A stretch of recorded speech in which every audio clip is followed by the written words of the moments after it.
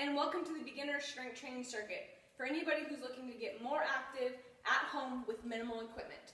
We're going to start today with a mobility sequence, move into a warm-up sequence, and then we'll finish out with a strength training circuit.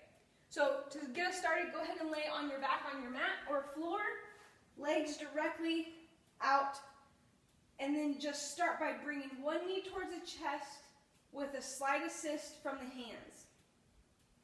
This is going to be good to be stretching out the glutes and getting some blood flowing to the hamstrings. And if it's problematic or too much discomfort if you place your hands over the shin, you can always place your hands behind the knee and pull in on the thigh, and it's going to do a very similar thing. As I'm going back and forth, I'm just going to do 5 on each side, trying to keep the leg that's flat on the floor nice and stable on the ground. No forcing here. Again, we're just getting some mobility and warming up. Then you're going to cross your right ankle over your left knee and bring the left knee in towards the chest. With this one, you should feel a great stretch on the outer hip, which is great for anybody who's been sitting for any length of time, whether it be at work at the desk, in the car, traveling, or you've just been hanging out on the couch. This is a really great way to start loosening up the hips before we get into some more serious movements. I like to do these mobility movements on the ground because it's great feedback for what my low back and spine are doing. While I'm doing this, I'm trying very hard to be aware that there's very minimal movement through the entire spine. And I think that's about 5 on each side. The next one, you're going to start with the knee bent, grab behind the thigh, and begin stretching out your foot. Now this is going to be a really good hamstring stretch, so if you're really tight, you might need an assist of a band, rope, or even a belt that you can loop around a foot and then assist yourself with your hands into a stretch. If not, go ahead and bring your knee up towards the chest. Try to find a place where you get a stretch in the hamstring and then work on straightening out the knee. So that's what we're ultimately going for here, is a straight knee versus how high can I get my leg to go. And at the beginning of the workout, we always do repetitions with slight holds versus a cold stretch. This is going to help to warm up the tissues and create any strain or pulling of muscles right away. All right, one more on this left side for me. And then we're going to have you go ahead and roll over onto your hands and knees.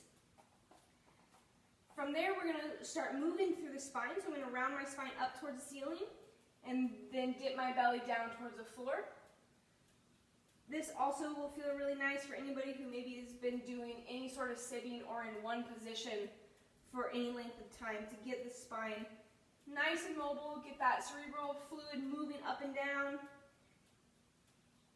and just kind of getting the mindset into we're transitioning out of our workday and into a workout. With any of these moves, I just want you to go as far as you can comfortably. It's not about forcing it or being uncomfortable. We're just trying to get ourselves ready to go and move on. Later in the workout, you might get a little uncomfortable. That'll be okay. All right, so then the next thing I want you to do is, starting on your hands and knees, you're just going to do some gentle rocks. Bring the hips towards the heels, and then bring the chest over the hands. So this is a really good one. You're getting your legs loosened up, the hips, the knees, shoulders, wrists, everything's just getting moving. If you have any issues with the wrist, all you want to do is stretch your arms out a little bit further and then don't go into as big of a forward lean. That's going to take some of the pressure off the wrist and minimize the flexion. I've lost count for this one because it's a little bit quicker. We're going to do roughly 10. Again, feel free, if any of this feels good to you, you can always do a little bit more. All right, so that's going to pretty much be our warm-up for the day, and now we're going to get right into some exercises and activation is what I like to call these. So we'll start here, since we're already in this position, with our bird dog. With the bird dog, you're going to reach your leg straight back behind you. It's not about how high it goes or if you can kick it up. Straight back, I'm keeping the toe pointed towards my knee, and I'm going to reach my opposite hand out in front.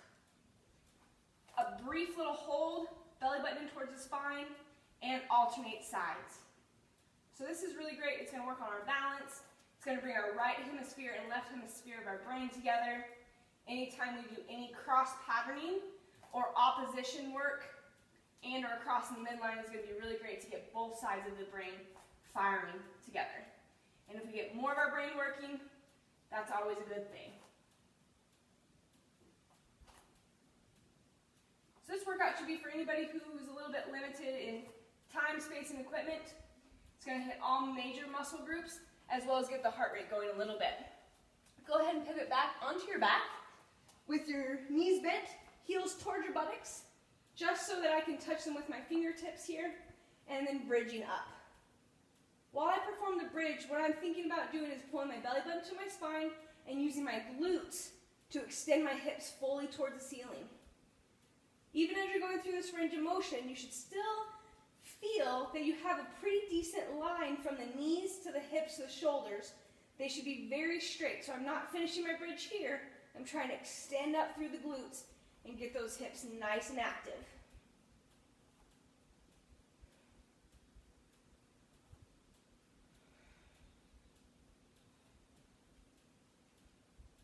Pretty generic numbers here, about 10 to 15. However you're feeling and however much time you have. So I'm going to finish out with one more there. And then the next one I'm going to show you, you can stay on your back. It's going to be called the dead bug or dead bug progression. You're going to start with both knees and both arms pointed up towards the ceiling. You're going to extend opposite arm, opposite leg out. And I'm not worried too much about how low my leg goes. As I extend it out, I feel my abdominals tighten up a little bit. And that's what I'm looking for there, is a little bit of activation in the abdominals. And I'm able to hold on to my spine. It's not moving a whole lot on the ground as I use my abs. So I don't know about you, but I like to count 1, 1, 2, 2. So give that a try for about 10 on each side. You can always adjust 5 on each side, all the way up to 15 on each side, wherever you're at for today. And then the last one that we'll finish off with will be a front plank. So I'm going to have you down on your elbows. Shoulders should be over your elbows, and then you'll be up on your toes. And you're going to drop your hips down to be in line with your shoulders, belly button in towards the spine. A nice tight squeeze, as tight as you can hold everything, for 1, 2, 3, and relax. Go back into it. 1, 2, 3, and relax. When you're in the position of hold, I want you to make your abdominals, glutes, shoulders as tight as you possibly can for the entire 3 seconds. 1, 2, 3. That's 3. Let's get 2 more. 1, 2, 3. Little rest, and last one. 1, 2, 3. All right, that can easily be done for longer holds and or more reps, whatever you're comfortable with. All right, so now's a perfect time to grab a sip of water before we head up and really get moving throughout the body.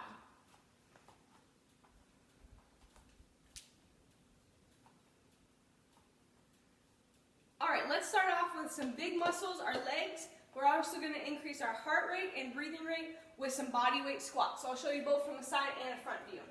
So the side view, really important what you think about is you want to keep your weight even on your entire foot, using the front and back equally. Sit the hips back to at least parallel.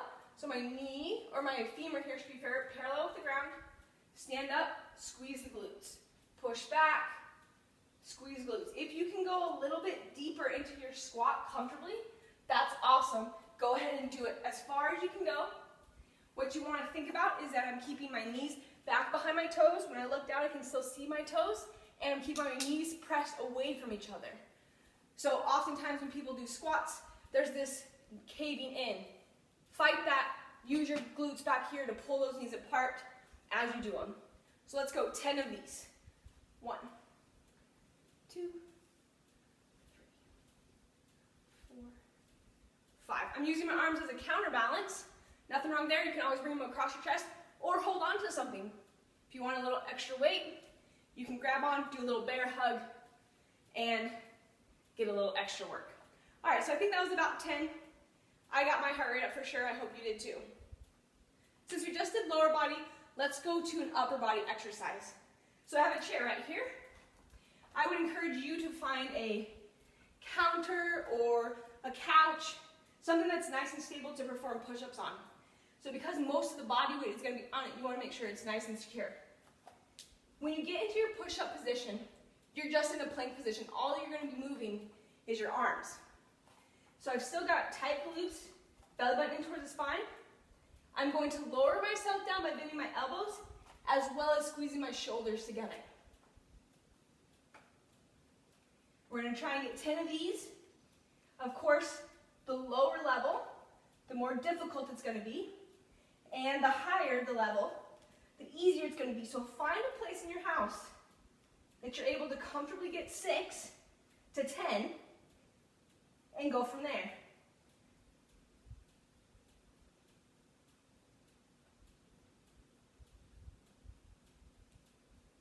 One more, just for good measure.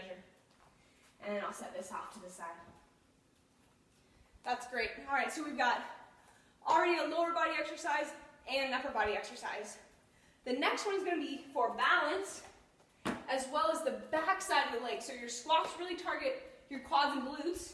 This next one is going to target your hamstrings and your glutes. It's going to be a single leg deadlift. So I'm going to start with a pretty even stance on my feet, just about hip width apart. Put my hands right on my hips. So I want you to feel the bony parts of the hips in front and just rest your hands there. Begin by stepping one foot back as you bend right up that hip joint. Again, I should have a nice flat back, belly button's in towards the spine. And now I'm going to be focusing on this front leg. I'm going to use the glutes and hamstrings to pull myself up to standing and repeat.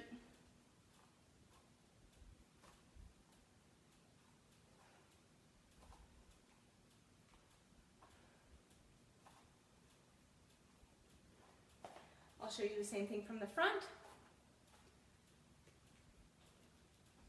So what I want you to look at from the front here is my knee is relatively stable. I'm not letting it fall in. I'm still pushing it out just like the squats. And one more on this side. Great. And then we're switching to the other side. Little shake out if you need to. Hands are still on the hips. And repeat.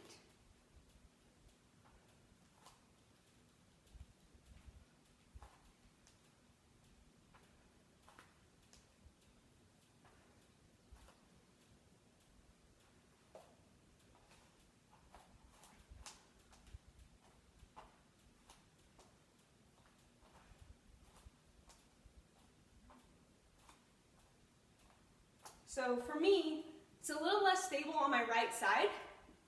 You might find that you have a similar issue. One side may be stronger than the other. Absolutely okay. What I encourage you to do at that point is try to remember to always start with the less strong side and then only match the amount of reps you can comfortably do on that side with your stronger side.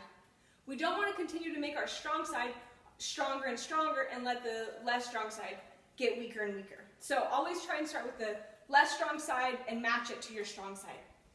Okay, so now we've got upper body, lower body, or sorry, 2 lower bodies and 1 upper body. The next upper body one we're going to do is going to be a pulling action. Now, unfortunately, I don't have anything really close by that I'm going to use as a weight, but I'm still going to show you the mechanics of this exercise. It's a really great one. It's going to work definitely the upper arm, but it's going to be a really good one for your back muscles and your posture.